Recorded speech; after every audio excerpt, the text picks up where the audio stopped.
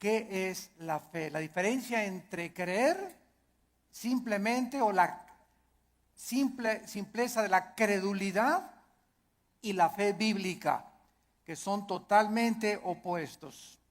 Dice Hebreos 11:6, pero sin fe es imposible.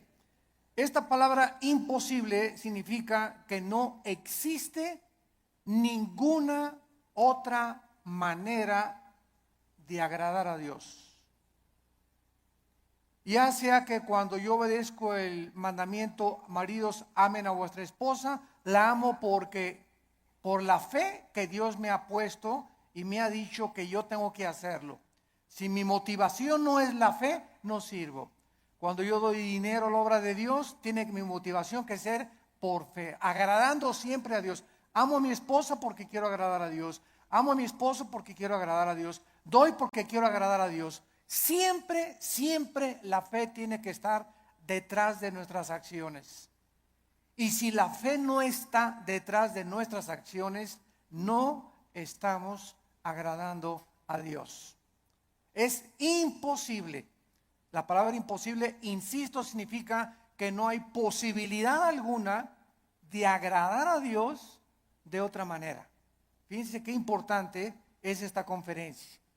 Y a continuación dice el Espíritu Santo, porque es necesario, o es implícito, que el que se acerca a Dios, ¿cómo nos acercamos a Dios?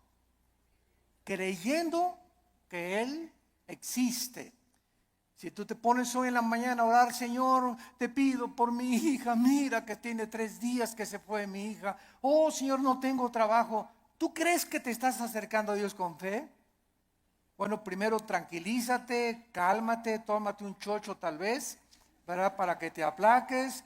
Pero en un estado emocional donde está, Señor, por favor, etcétera, etcétera, es como si dijeras a Dios, tú no puedes, Señor, contestarme. Estoy lleno de aflicción y tú no puedes realmente contestarme. Pero yo me acerco a Dios y le digo, Padre, te doy gracias porque mi hija está en tus manos. Te doy gracias porque el trabajo que tengo por delante está en tus manos. Y gracias, Padre Santo, porque descargo mi corazón y al levantarnos de la oración, creemos que Dios nos escuchó. Pero si tú te levantas después de orar, con la misma aflicción, con la misma tensión, con el mismo estrés, con la misma ansiedad, vuélvete otra vez a hincar, porque no has agradado a Dios. A través de la oración, cuando nos acercamos a Dios, tenemos con nuestra acción, después de estar en la presencia del Rey, creer que realmente Él nos ha escuchado. Y además hay que creer otra cosa, que Él es galardonador.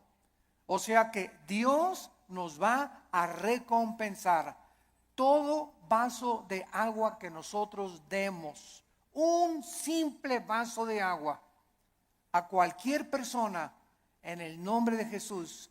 Dios no es olvidador ni deudor para olvidar lo que Él nos tiene que dar, para bien o para mal. Muy bien, vamos pues en el versículo 1 a tratar de encontrar alguna definición que nos ayude a sentar nuestras bases de qué es la fe para comenzar a construir arriba del versículo 1. Es pues la fe, la certeza. La palabra hypostasis, que se tradujo certeza, es sustancia. La fe es una sustancia, es algo real, es una seguridad. ¿De qué cosa? De algo que viene.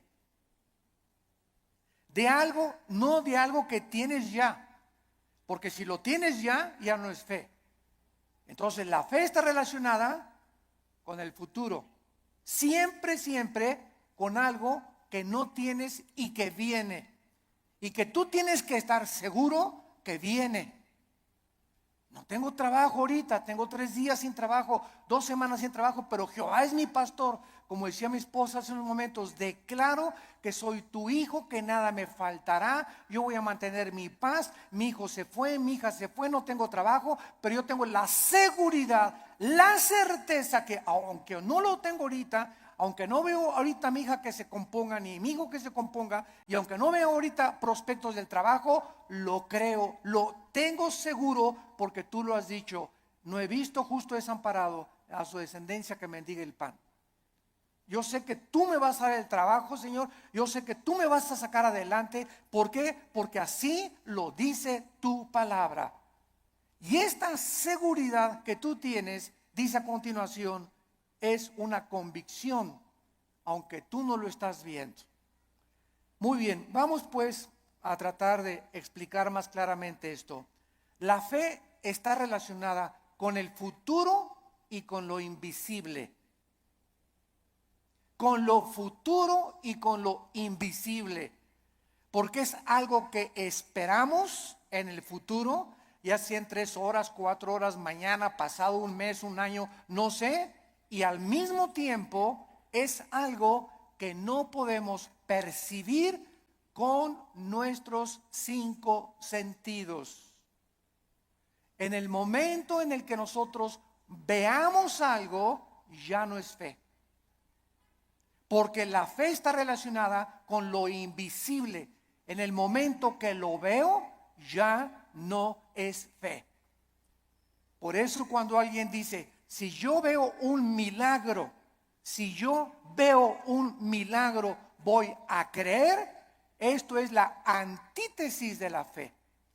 Porque es totalmente lo contrario. Primero tenemos que creer, como lo vamos a ver, para ver.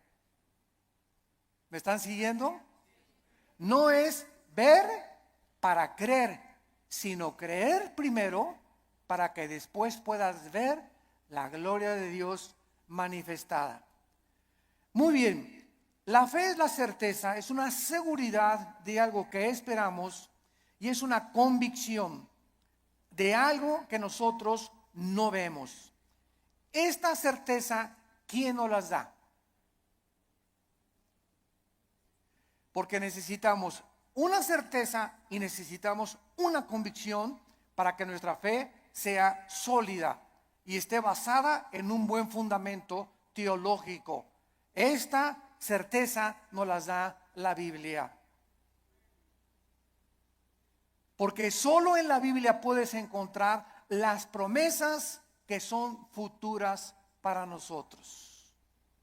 Dice Dios, si tú siembras escasamente, recoges escasamente. Si tú siembras abundantemente, recoges abundantemente. Si tú amas a tu esposa como Cristo amó a la iglesia, no te imaginas las bendiciones que vendrán sobre tu vida. Si tú no amas a tu esposa como te estoy mandando en la palabra de Dios, las promesas mías que te tengo preparadas, no las vas a poder ver. Porque no has creído. Porque para que puedas ver la bendición en tu matrimonio, para que puedas ver la bendición en tu noviazgo, para que puedas ver la bendición económica en tu vida y en tus negocios, antes tienes que creerle a Dios y poner en práctica o en acción lo que Dios dice en su palabra. Y la convicción, ¿quién nos las da? El Espíritu Santo. Entonces tenemos íntimamente relacionadas a la Biblia con el Espíritu Santo. No podemos jamás divorciar al Espíritu Santo de la Biblia, ni la Biblia del Espíritu Santo, porque el Espíritu Santo es el autor de la palabra de Dios. Entonces necesitamos entender que el Espíritu Santo es un espíritu de santidad, ¿verdad? Es el espíritu de verdad. Es el consolador. Entonces, si yo tengo al Espíritu Santo y quiero caminar con el Espíritu Santo y Él es santo, ¿podrán caminar dos juntos si no estuvieran de acuerdo? No, ¿verdad? Para que yo camine con el Espíritu Santo, tiene que haber santidad en mi vida, porque Él es santo y me toma de la mano. Pero el momento en el que yo camino sin santidad o comienzo a caminar en pecado en la vida, inmediatamente rompo mi comunión con el Espíritu Santo. Me suelta. Es tan sensible como una paloma el Espíritu Santo. Inmediatamente vuela. No se hace a un lado y me encuentro caminando yo creyendo que Dios está conmigo, creyendo que el Espíritu Santo está conmigo y estoy caminando en la carne. Es lo que se llama caminar en la carne. Y la carne es muy consagrada, ¿eh? La carne es muy religiosa.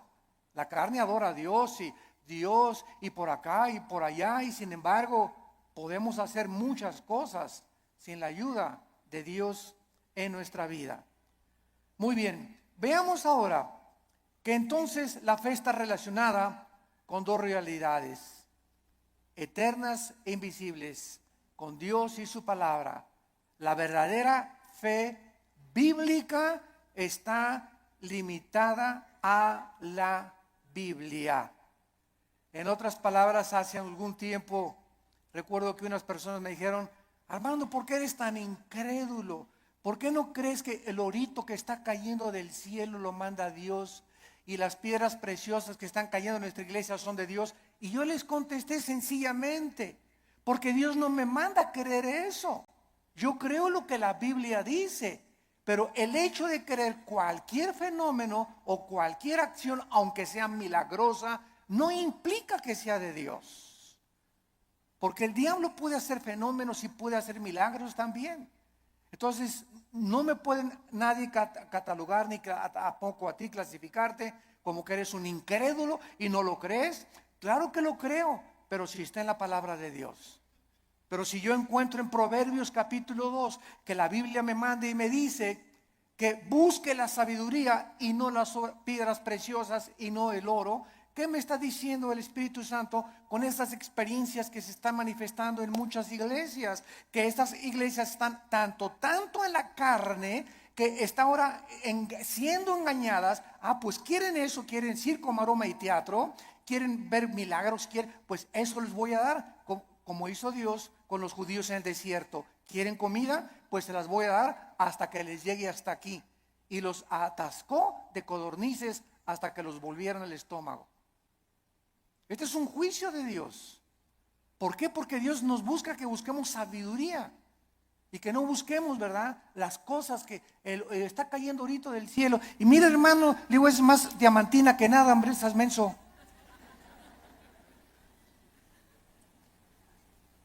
La fe está relacionada, está íntimamente ligada a la Biblia. Nuestra fe no es un trapo ungido. Hermano, voy a ir al río del Jordán y cuando vaya a Israel voy a meter una botellita el agua del Jordán y me la voy a traer y me la voy a echar cuando esté enfermo, o la voy a poner ahí, le voy a ya casi una veladora. Voy a traer agua del Jordán y me voy a bautizar del río Jordán. El agua del río Jordán y el agua del río Bravo y el agua del río Nilo y el agua del río Támesis en Inglaterra es exactamente igual. El río Jordán no tiene propiedades milagrosas. Es el agua de un río donde hace 2000 años el Señor Jesucristo fue bautizado, pero el agua no tiene nada de milagroso. El río es como cualquier otro río, y el hecho que Jesús y el Bautista hayan bautizado ahí no significa que va a ser agua milagrosa. Estamos retrocediendo otra vez a Roma, a la agua bendita. Antes entraba a la iglesia y le metía la mano y me hacía por mí agua bendita, porque le hicieron así y le atribuían propiedades milagrosas. Esto se llama hechicería. Esto es vulgar hechicería. Atribuirle a un objeto, a agua, trapitos o cualquier cosa, poderes milagrosos. Esto es hechicería.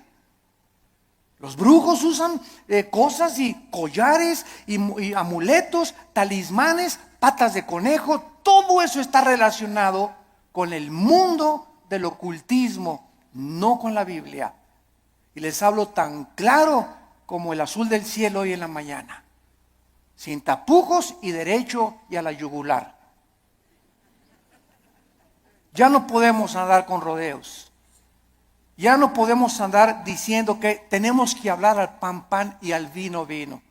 Tú tienes que entender ya claramente qué es la fe. Y ya no estar poniendo un objeto como hace algún tiempo. Me vende un trapito y Ahí va la gente y compra el trapito ungido.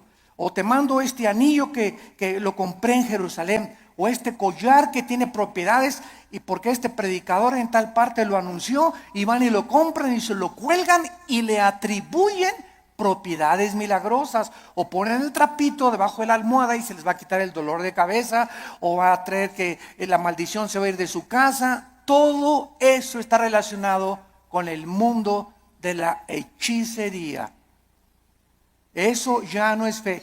Y esa hechicería está entrando a las iglesias cristianas. ¿Por qué? Bueno, hace 2000 años en la iglesia de Gálatas, en Gálatas 5, versículo 1, el apóstol Pablo, si alguien no lo cree, les dice a los Gálatas, ¿quién los fascinó para no oír la verdad? Y esa palabra fascinar en el griego es hechizar. La iglesia de Galacia estaba hechizada, estaba controlada por demonios que habían entrado en falsos maestros y pastores que esta iglesia tenía y que les estaba enseñando a los cristianos. Es que no es suficiente la muerte de Cristo, necesitas circuncidarte, no necesitas poner árbol de Navidad, no necesitas hacer estas cosas, necesitas ahora agregarle a la obra de la cruz algo extra. Cuando la Biblia dice que cuando Cristo murió en la cruz del Calvario, se finí, caput, se acabó, consumado es, no hay nada que agregarle a la muerte de Cristo para el perdón que hemos recibido. Tratar de, después de la gracia de Dios, decir que necesitamos hacer ciertas cosas para completar la obra de Cristo, estamos llamándole que fue incompleta la muerte de Cristo, y esto es una herejía. Hace algún tiempo, bueno, más bien no algún tiempo, hace algunos días, me entrevistaron en un programa de televisión. Y una de las preguntas que siempre me hacen en Colombia, en Guatemala, donde quiera que voy es, ¿qué se pierde la salvación? Siempre me preguntan esa pregunta. ¿Por qué? Porque el 65-70% de la cristiandad cree que se pierde la salvación. ¿De dónde sacaron esta doctrina? De un hombre llamado Jacobo Arminio, que enseñó, y porque hay 5 versículos de la Biblia, nada más 5 contra más de 500 versículos en la Biblia que enseñan que la salvación no se puede perder, además que es ilógico teológicamente. Entonces estos 5 versículos parecen enseñar que la salvación se pierde, como si que te borraré del libro de la vida y que te apartaré y la rama, Juan 15, serán cortados, etcétera, etcétera, que parece indicar que la salvación se pierde. O segunda de Pedro capítulo 2, 22 al 24, que el perro regresa a su vómito, la puerca lavada a lavarse en el lodo. Pero sin embargo, cuando estudiamos estos versículos, nos damos cuenta que los sacaron de su contexto. Miren, es tan simple como esto.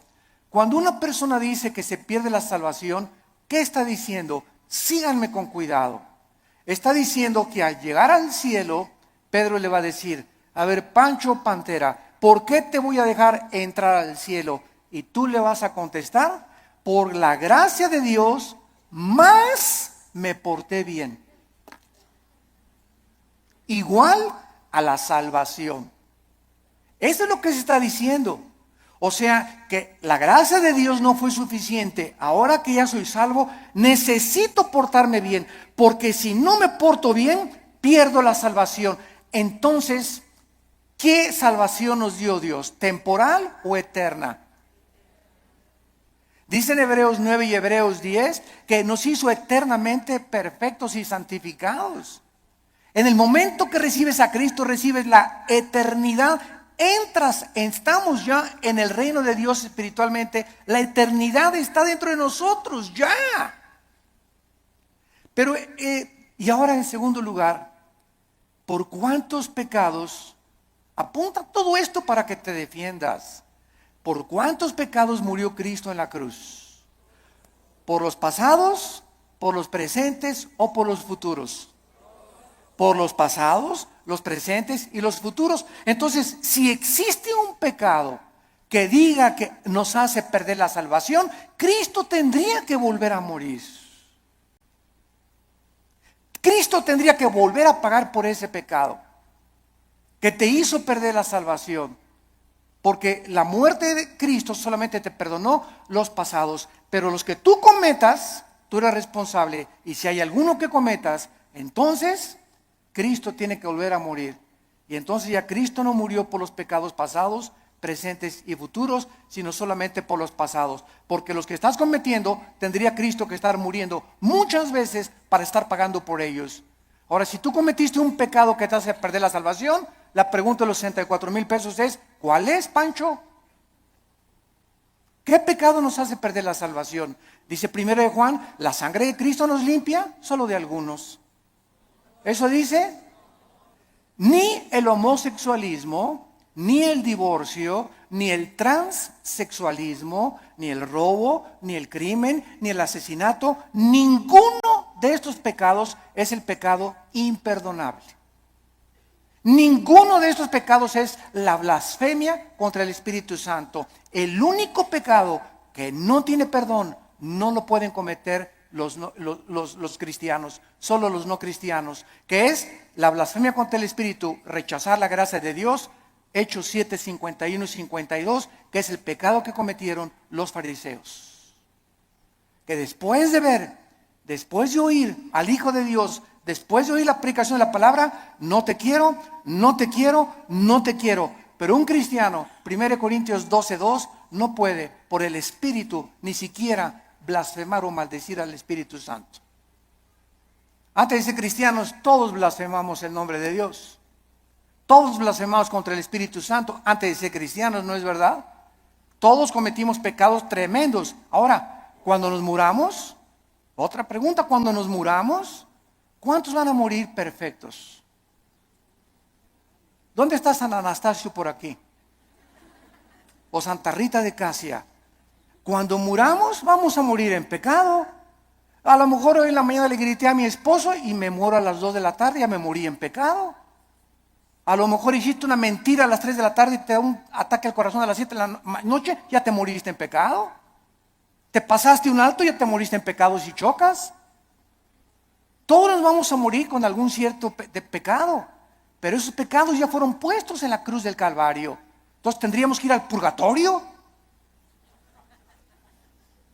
para pagar por esos pecados con los que morimos y no los pudimos confesar. Todo esto es absurdo y irracional teológicamente. Y podemos continuar así con los pactos, con la gracia. ¿Qué es la gracia, no? Entonces decir que se pierde la salvación es decir que es la gracia más portarme bien o hacer buenas obras para poder entrar al cielo. La fórmula está equivocada totalmente. Estás reprobado químicamente en la teología. La fórmula es la gracia más nada igual a la salvación. Las buenas obras que nosotros hacemos no son para salvarnos. Ya Cristo pagó por todas mis malas obras, pasadas, presentes y futuras. Mis buenas obras que ahora hacemos, síganme con cuidado, Virgen del Socorro. Las buenas obras que nosotros hacemos después de la salvación solamente son para la entrega de recompensas o la pérdida de recompensas en el tribunal de Cristo. El cristiano ya no va a ser juzgado por sus obras en cuanto a la salvación, sino en cuanto a las recompensas.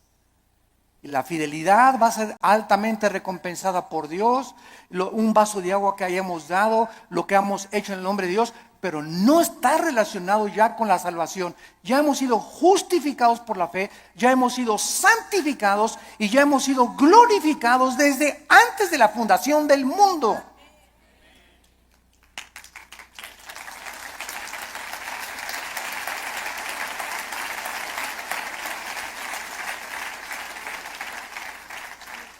Tenemos que desenterrar otra vez la doctrina de la salvación en el siglo XXI y volverla a enseñar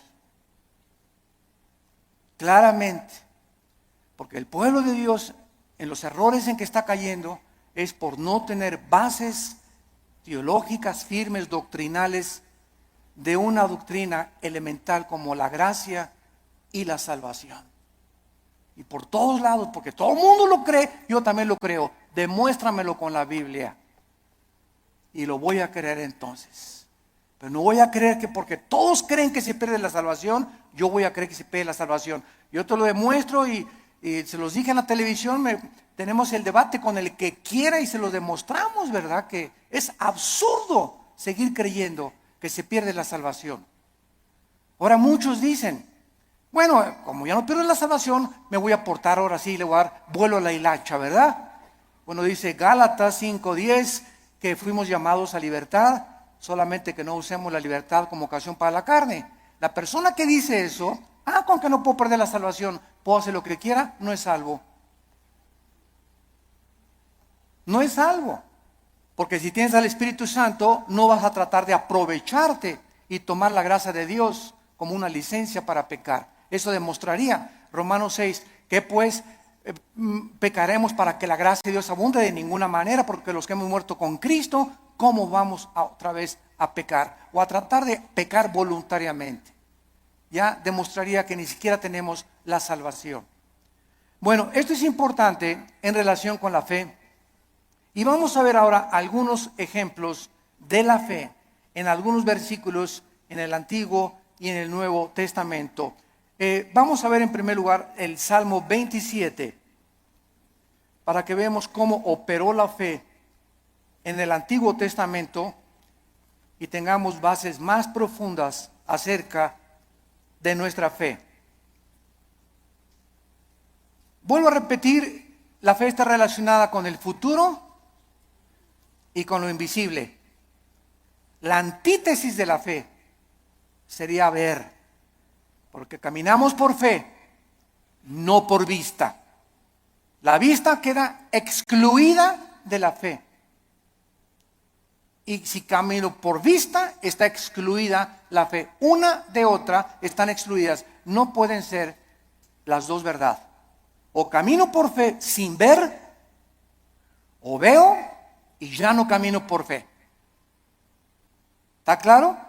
Es muy importante aceptar este concepto. Si caminamos por vista, ya no necesito la fe. Si camino por fe, no necesito la vista. Cada una excluye, insisto, la otra. Esto es contrario a lo que el mundo dice. Ver para creer. Esa es la filosofía del mundo. Esa es la dimensión en la que el mundo se mueve. Nosotros hemos entrado a otra dimensión totalmente que dice lo contrario, que necesito primero creer para poder ver. Dice el Salmo 27, versículo 13, cuando David se encontraba afligido, perseguido por Saúl, sin trabajo, escondido en una cueva, criticado, sus hijos de David se volvieron contra él. Bueno, el pobre David, ¿verdad?, tenía todo tipo de tribulaciones, iguales a las que tenemos muchos de nosotros. Y David nos manifiesta y nos exhibe una verdad preciosa.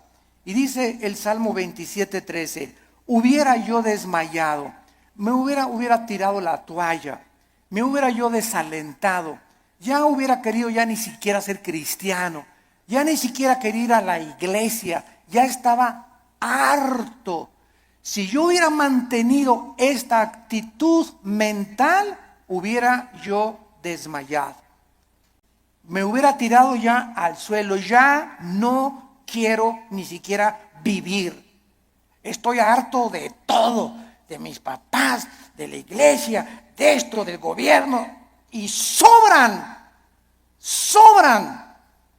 cosas que nos pueden llegar a pensar esto. A menos que, repito, seas San Anselmo. Pero todo cristiano llegamos a estar, ¿verdad?, hasta, decimos vulgarmente en México, hasta el gorro. ¿No te has sentido así? No levante la mano. Porque yo estoy seguro que todos la levantaríamos. Si no has experimentado esto, lo vas a experimentar cuando estés casado, o cuando no estés, o cuando nazcan los hijos, o cuando nazcan los nietos, pero hay muchas épocas en la vida en la que nos llegamos a sentir tan oprimidos por los problemas que ya no quisiéramos ni siquiera vivir. ¿Quiénes son los suicidas? Las personas que se les ha cerrado totalmente el mundo, se han sentido sin ninguna ventana, sin ninguna luz, sin ninguna esperanza, sin ninguna solución más que dejar de vivir. Escaparse por una puerta falsa. Y dice David que él había llegado a esa situación. Y entonces encontramos lo que lo salvó: si no creyera. Si no creyera, ¿qué veré? Primero, ¿qué cosa? Creyó. Y después venía la vista. Si yo no hubiera creído que voy a salir de esta situación y que Dios me va a mandar otro esposo, otro novio, que viene el trabajo, si yo no hubiera creído en las promesas de Dios, ya desde cuándo me hubiera aventado desde el puente hasta abajo. ¿Qué es lo que nos sostiene? Creer lo que Dios nos ha dicho. Esa es la fe, lo que nos ha dicho en su palabra. Hubiera yo desmayado si no creyese. Y dice 1 Pedro 1:5 que somos guardados por el poder de Dios mediante la fe. En otras palabras, cuando nos encontremos así, y créame que muchas veces al mes yo llego así en la noche, en la mañana cuando me levanto, con el Señor, cansado, ¿verdad? Con problemas, presiones emocionales, el mundo, el petróleo, la caída del dólar, problemas aquí, problemas allá, familiares. Bueno, sobran cosas para desalentarnos en la vida, sobran cosas para amargarnos, sobran cosas para desilusionarnos. Entonces ahí es cuando, en lugar de que te desmayes y te rindas y digas, tiro la toalla, me bajo del caballo, ya no quiero, andamos así con el caballo, cayéndonos del caballo. En ese momento recuerdo, oh Señor, tú eres poderoso, tú eres grande, soberano, y comienzas a sentir otra vez en el caballo y agarras las riendas. Señor, aunque no lo vea, y aunque vea todo que se está cayendo y no vea soluciones y vea el cuadro oscuro a mi alrededor, oh Dios, yo sé que tal vez hoy en la tarde o mañana veré tu bondad. Me vas a sacar del pozo de la desesperación. Me vas a pintar un nuevo futuro. Vas a solucionar mis problemas. Y por eso sigo en mi caballo y rajámonos pinto. Échele velocidad. Y vamos adelante. No te me rajes, México lindo y querido.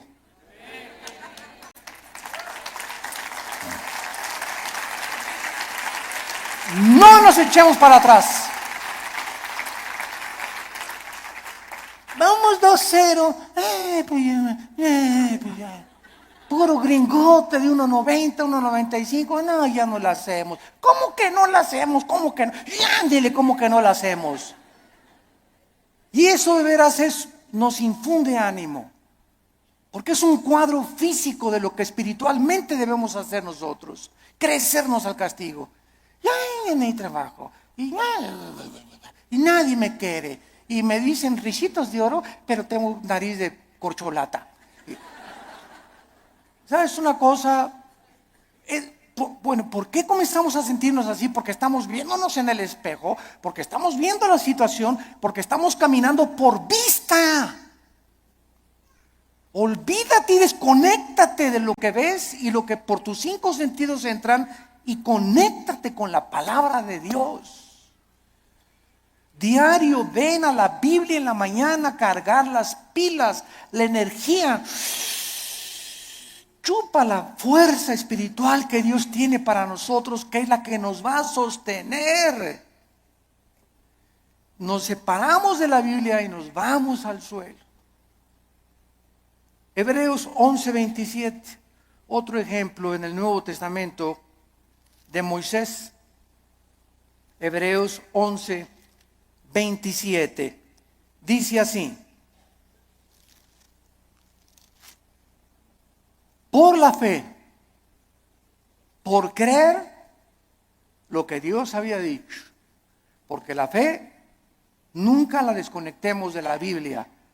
Por creer lo que Dios ya había revelado en su palabra en el Antiguo Testamento, Moisés dejó Egipto.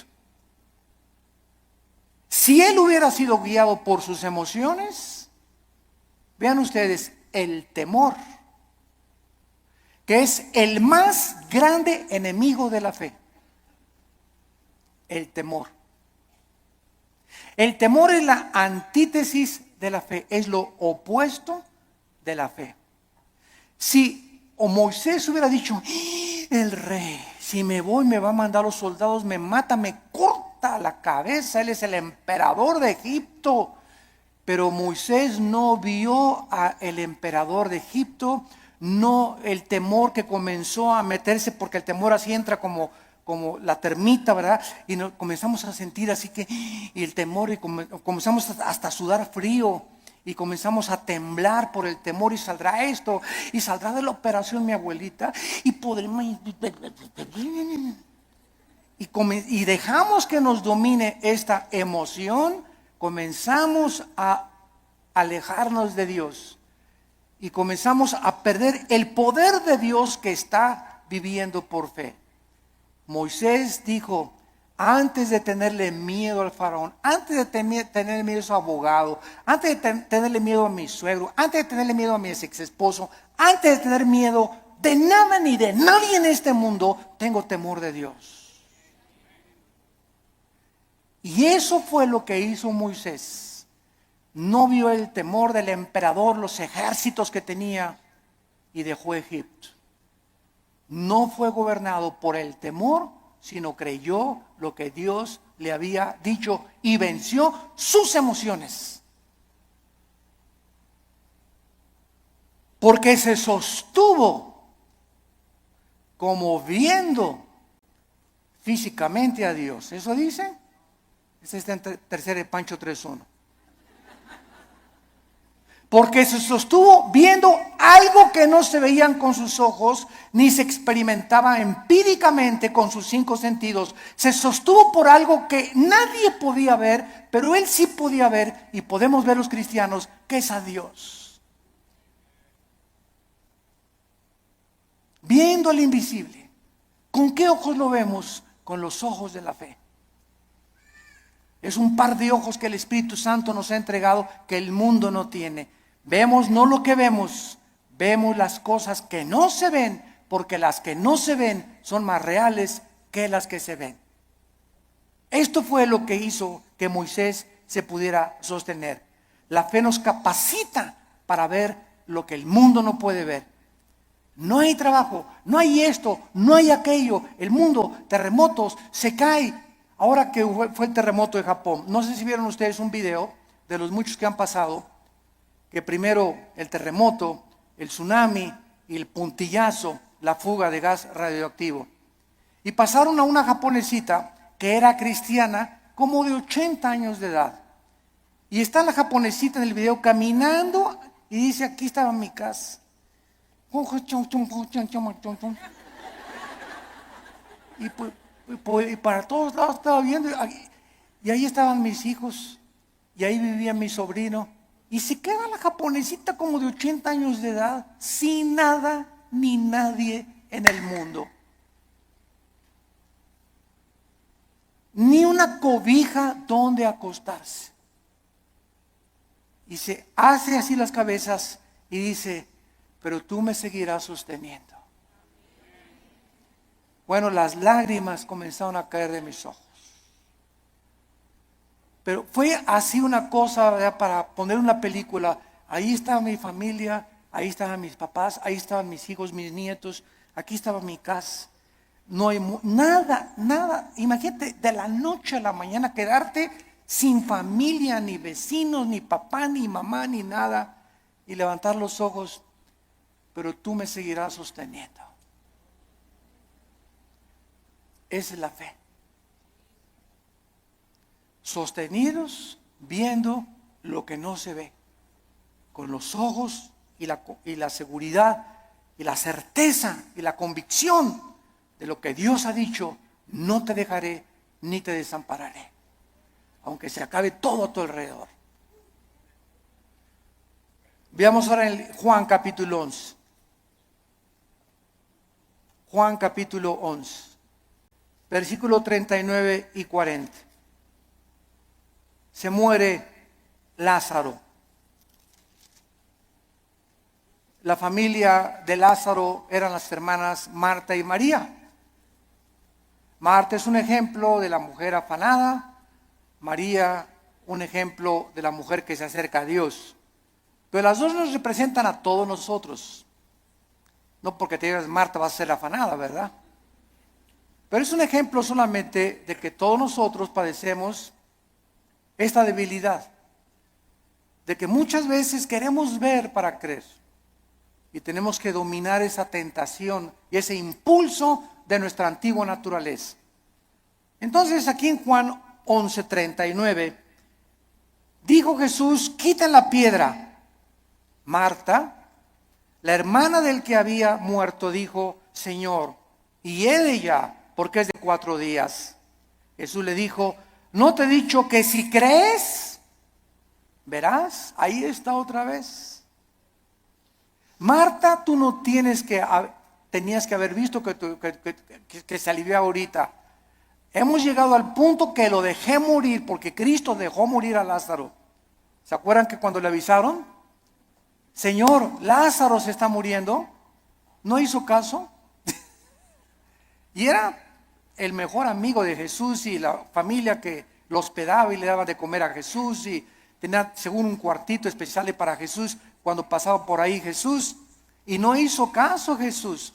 Y Lázaro se murió. Y ya que tenían 3 días, Jesús dice a los discípulos, vamos a donde está Lázaro. Y ahora sí, como decimos en México, ¿ya para qué? ¿Ya para qué? ¿Ya para qué?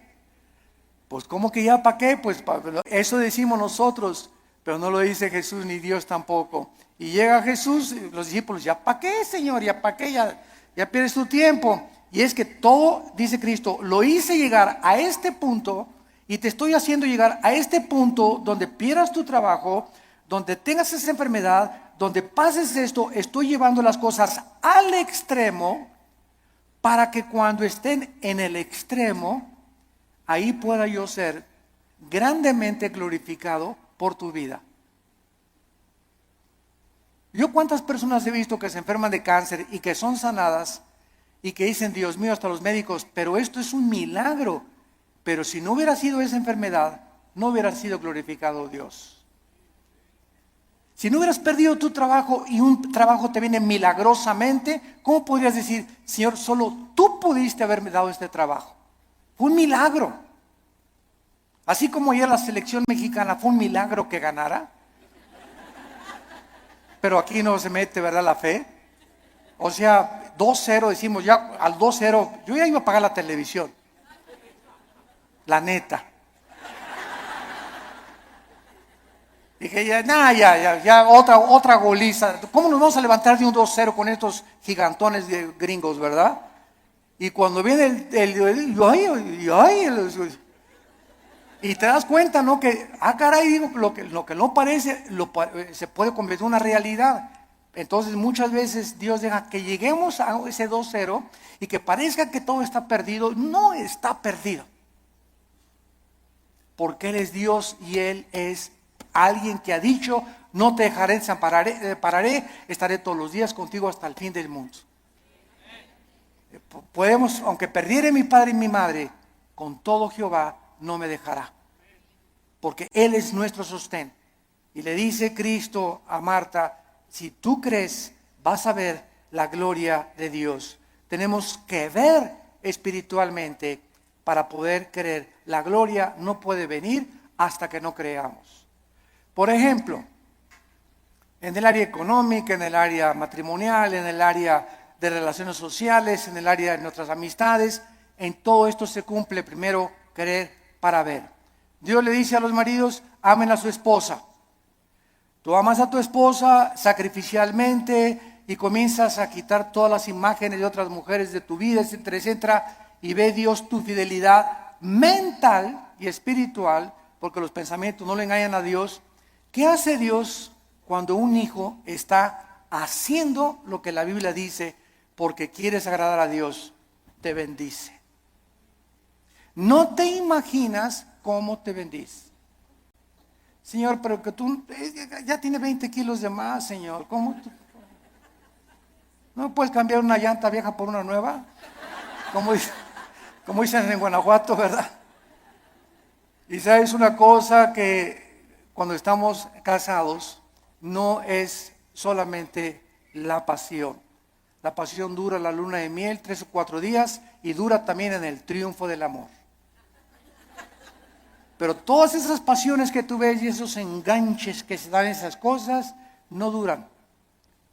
Y claro que nos seguimos besando y todo, ¿verdad? Pero entonces ya entras al matrimonio y entras a un nivel donde no solamente es pura pasión, hay problemas y bajadas, y comienzas a entrar a una madurez donde maduras con tu esposa y te das cuenta que es una relación que tiene que durar toda la vida hasta que la muerte nos separe, porque está basada en un cordón de 3 dobleces, que es Jesucristo. Entonces ya no está basada tanto en el físico como en una relación espiritual, porque los matrimonios que duran son los matrimonios que los dos son discípulos de Cristo. Cuando dos caminan hacia Dios, es como un triángulo. Dios está en la punta del triángulo y aquí está el hombre y la mujer. Cuando el hombre y la mujer caminan los dos siguiendo a Cristo, cada vez están más cerca el uno con el otro, porque más cerca están de Dios. Y ya podemos vencer esas cosas de cámbiame, la verdad. O es que no vas a tener Miss México toda tu vida. ¿Qué querías, verdad? Que tu esposa te durara así. Tiene que dar a los 50 años tu esposa, a los 60 años tu esposa. El cuerpo se deforma, igual él tiene panza de Santa Claus ya también, ¿verdad? Pero nos seguimos queriendo. Entonces nuestra antigua naturaleza demanda ver para creer, puesto que depende de los sentidos, pero no de la palabra de Dios. Y vemos en penúltimo lugar 2 de Corintios 4. 2 de Corintios 4, versículos 17 al 18. Y dice el apóstol Pablo, esto es tremendo. Estamos tratando de encontrar la fe en el Antiguo y en el Nuevo Testamento en algunos pocos versículos. 2 de Corintios 4, 16 y 17 al 18. Por tanto, otra vez dice Pablo, no desmayamos. Qué peligroso es darnos por vencidos. Qué peligroso es tirar la toalla en la vida cristiana. Qué peligroso es desesperarnos.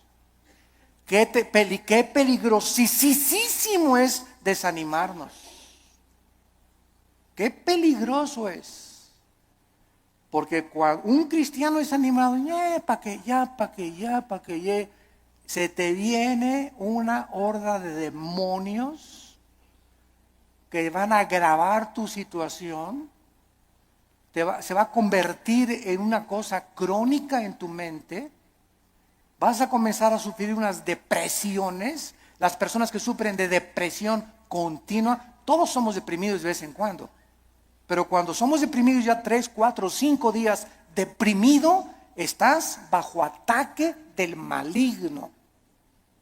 Porque el fruto del Espíritu es paz, gozo y amor. ¿Por qué has llegado a esa situación que estás así? Que ni te toquen porque brincas, porque tienes una semana, 2, 3 semanas que te soltaste la palabra. Y comienzas a desmayar porque no estás aferrado a la palabra de vida. Por tanto, no desmayamos, dice el apóstol Pablo. Antes, aunque nuestro cuerpo exterior se va desgastando, el interior, no obstante, se renueva de día en día. ¿Saben ustedes que lo peor que existe para una persona es verse en el espejo? Bueno, claro que tenemos que peinarnos, ¿verdad? Y rasurarnos, etcétera, etcétera. Pero cuando ves, ya tengo 50 años, viejito, ya. No, ya tengo 70, ya para qué, ya voy de salida. ¿Cómo que vas de salida a los 70 años? Ya tengo 80, ya voy de salida, ya para qué. ¿Cómo que vas de 80? A los 80 años Moisés fue llamado por Dios. A los 80 años Caleb le dijo a Josué, dame más montañas para conquistar. Cuando comenzamos a vernos físicamente, no, pues es que dicen que a los 60, a los 70 se deteriora el cuerpo. Eso dice la ciencia, pero dice uno de los salmos que cuando nosotros confiamos en Dios, seremos fructíferos como las palmeras, tendremos fuerzas como las del búfalo y creceremos como los cedros del Líbano para continuar anunciando la justicia de Dios. ¡Qué viejo ni qué viejo! Dejemos que nuestro cuerpo se siga desgastando. Yo les he hablado tantas veces de nuestra abuela materna que murió hace algún tiempo, de 97 años de edad. Mi abuelita, 97 años, ya no usaba bastón. Nunca se convirtió a los casi 80 años de edad, después de haber sido 30 años presidenta de la Acción Católica de México.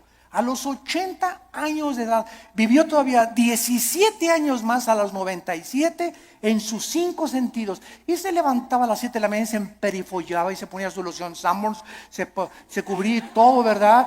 Y caminaba, era la loción famosa en aquel tiempo, ¿verdad? Y la más barata también. Y estaba a los estudios y la llevaba a los estudios en la mañana y en la tarde. ¿Ahora dónde vamos, hijito? Me decía a las 5 o 6 de la tarde el domingo. Le digo, abuelita, tú a tu casa y yo a la mía, le decía. Porque todavía traía cuerda a los 95, 96 años, traía cuerda todavía, porque, a ver, y vamos a ver una película mejor de Walt Disney, ¿no? Y llévame a cenar, abuelita, que me desgastas, abuelita, me dio más de 50 años de edad, pero ¿qué era lo que la sostenía ella? Y que era, nunca, siempre el gozo, siempre contenta, ¿verdad? Regañando a todos y por aquí y por allá. Se parece mucho a mi mamá, ahorita usted la conoce, a la generala y mi mamá, ¿verdad? Sobre todo los que van a Liti, pero esa es energía que necesitamos tener. Y no estar, ya tengo, cacle. El interior se va renovando. Y este cuerpo corrupto vas a echar a los gusanos y al panteón y vamos a resucitar. Así como una semilla contiene un árbol y fruto y ramas, esa semilla, ahí está todo. Así cuando se siembra va a resucitar en un cuerpo glorificado. Y nos vamos a ver, y cuál cacle, ni qué nada, ¿verdad? Sino que tenemos que mantener esa energía y esas fuerzas, esas ganas para vivir para Dios. Porque los que se mueren pronto son los que no tienen ganas de vivir para Dios. Ya, para que ya yo llegué, ya voy de salida. Tienes que hablarle a tus nietos y tienes que hablarle a tus viejitas y tienes que ir a los asilos a predicar. No te encierres nada más, cacle. Nada, hay mucho que hacer todavía. La energía la tenemos por dentro. Y olvídate por afuera, no te veas en el espejo. Ve lo que Dios está haciendo internamente con tu alma. Dice Pablo, porque esta leve tribulación momentánea, miren nada más cómo considera Pablo la vida. En primer lugar, los problemas, las aflicciones y los sufrimientos son leves. Dice Pablo, es como si un mosquito me hubiera picado. Todo lo que he sufrido, las pedradas, la persecución, me arrastraron, mis hijos me dejaron, a mi esposa las violaron, fui castigado por Dios. David y Pablo, todo lo que sufrió y lo encerraron en la cárcel, todo ha sido leve y además temporal, momentáneo, porque Pablo no veía y como un perro,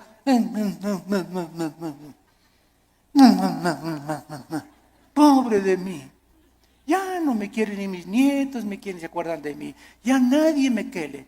Y comienza a ser como un perro ahí en el rincón,